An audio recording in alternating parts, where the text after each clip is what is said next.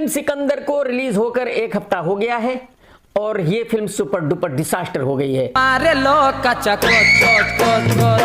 इस फिल्म का life time business होगा मैक्सिमम 60 to 70 CR का।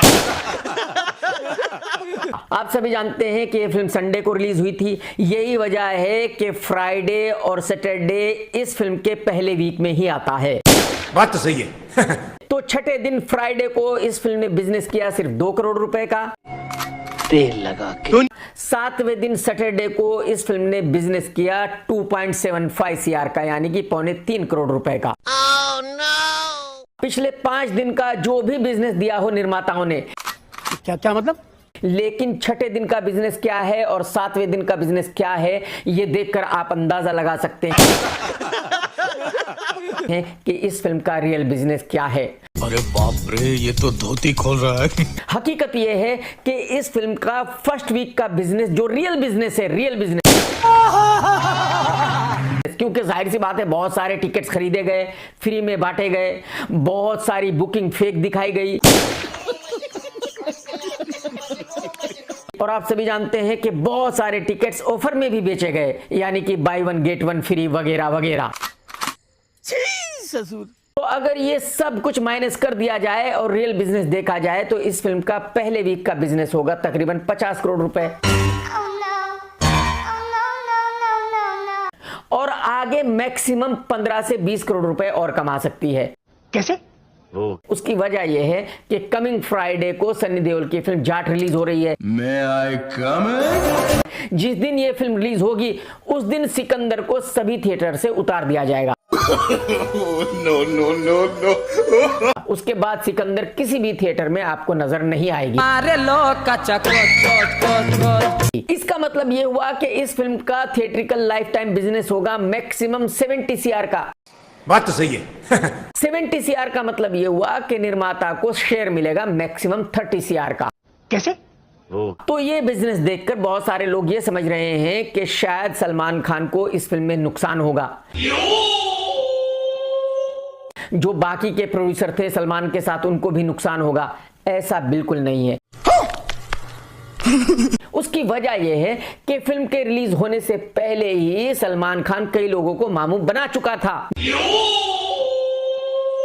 नेटफ्लिक्स को मामू बना लिया गया था। 80 करोड़ रुपए में OTT राइट्स बेच दिए गए थे। बड़ा हरामी हो बेटा।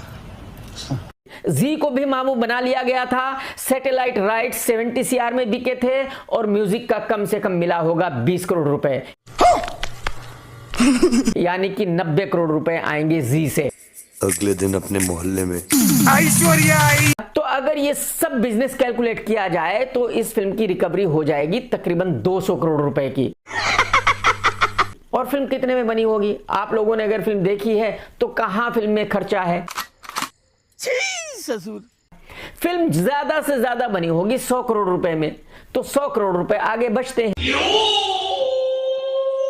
आप में से बहुत सारे लोगों ने यह सवाल पूछा है कि ये फिल्म कैसे बनी। अभी भी पूछ रहे हैं कि भाई ये प्रोजेक्ट कैसे बना। जब फिल्म की कहानी अच्छी नहीं थी तो फिर फिल्म को कैसे बनाया गया? सही बात है। एक्चुअली जो इस फिल्म का डायरेक्टर है मुर्गा दास, उसने किसी को भी 20 मिनट से ज्यादा की कहानी सुनाई ही नहीं थी। ना निर्माता को सुनाई थी, ना ही एक्टर को सुनाई थी, यानी कि सलमान खान को सुनाई थी। वो चूना लगा दिया।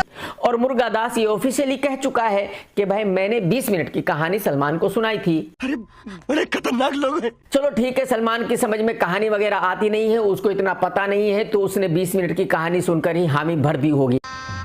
गजब बेइज्जती है। लेकिन जो इस फिल्म का निर्माता है साजिद नडियाडवाला, वो बहुत ही होशियार आदमी है।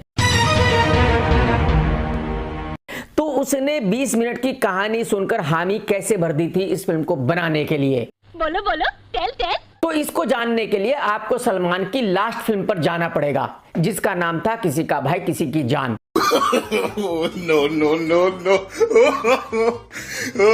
एक्चुअली उस फिल्म का निर्माता भी साजिद था।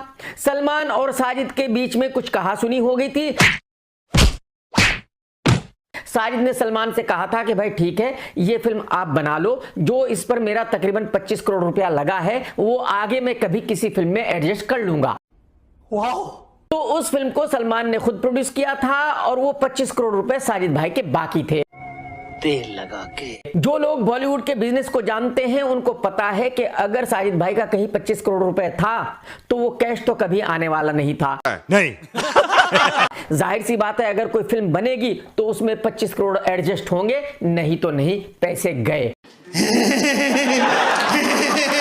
तो साजिद के पास इसके अलावा और कोई चारा नहीं था कि वो कोई फिल्म बनाए और वो 25 करोड़ रुपए एडजस्ट करे। बात तो सही है। तो निर्माता साजिद भाई की सोच ये थी कि भाई जो भी फिल्म बने, जिस फिल्म को भी सलमान करना चाहे वो बन जाए।